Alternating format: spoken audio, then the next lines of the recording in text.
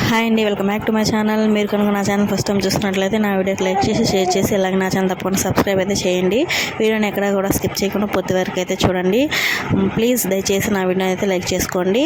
ఈరోజు మార్నింగ్ లేవగానే ఇంకా యాజ్ యూజువల్ రోజువారి పనులు బ్రష్ చేయడం, ఇల్లు ఉడుచుకోవడం, అంట్లు తోమడం ఇలాంటి పనులన్నీ అయిపోయిన తర్వాత ఇంకా టిఫిన్ అయితే చేయాలని దోశలు అయితే పోసుకుంటున్నాను. యాక్చువల్గా ఇది బొండాలు కానీ కలిపిన పిండి, అంటే కొంచెం పిండి పులిసిపోయినట్లయితే పులిసిపోయిందన్నమాట. అందులో ఇంకా ఎర్రగడ్డలు అవన్నీ కోసివేసి బోండాలు వేసుకుందామని అనుకున్నాను.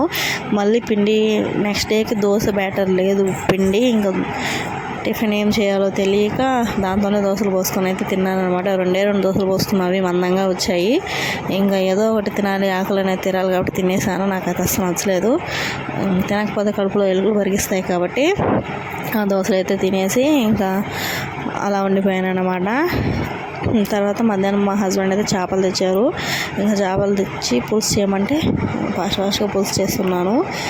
చేపల పులుసు నేను కొంచెం పుల్లగా తింటానండి. మా హస్బెండ్కి పుల్లగా అంటే ఇష్టం ఉండదు.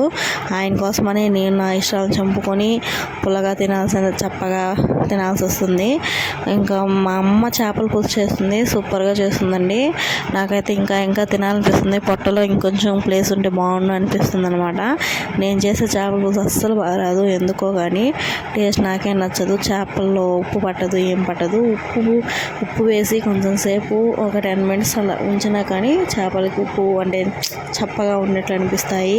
వాటి కలర్ కూడా చేపలు తెల్లగా ఉన్నట్లు అనిపిస్తాయి. మా అమ్మ చేస్తే మాత్రం సూపర్గా ఉంటుందండి. ఇంకా నాకు మా అమ్మ చేసే కూరల్లో అన్నీ నచ్చవు, కానీ నాన్ వెజ్ కర్రీస్ అంటే ఇష్టం, పప్పు అంటే ఇష్టం. ఇంకా మిగతావన్నీ అది నార్మల్గా చేస్తుంది, అంతగా ఏం నచ్చదనమాట.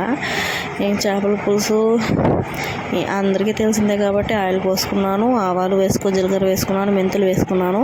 మెంతులు వేసుకున్న వెంటనే ఆనియన్స్ అనేవి వేసేయాలండి. మెంతులు మాడిపోతే ఇంకా చేదు వచ్చేస్తుంది అనమాట. మెంతులు మాడకుండా చూసుకోవాలి. ఆనియన్స్ వేసుకొని ఆనియన్స్ వేయిన తర్వాత టమాటాస్ వేసుకోవాలి.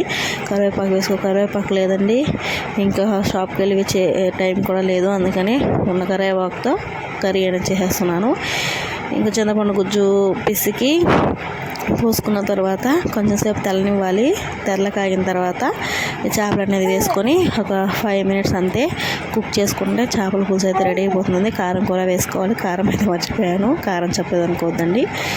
చేపల పులుసు అంటే మా హస్బెండ్ పెళ్లి కాకముందు అసలు చేపల పులుసు తినేవారు కాదంట. ఇంకా నాకు పెళ్లి కాకముందు చేపలు ఎక్కువ తినేదాన్ని కాబట్టి నా వల్ల ఆయనకు కూడా అలవాటైంది. ఆయన చికెన్, మటన్ అలాంటివి తినేవారు.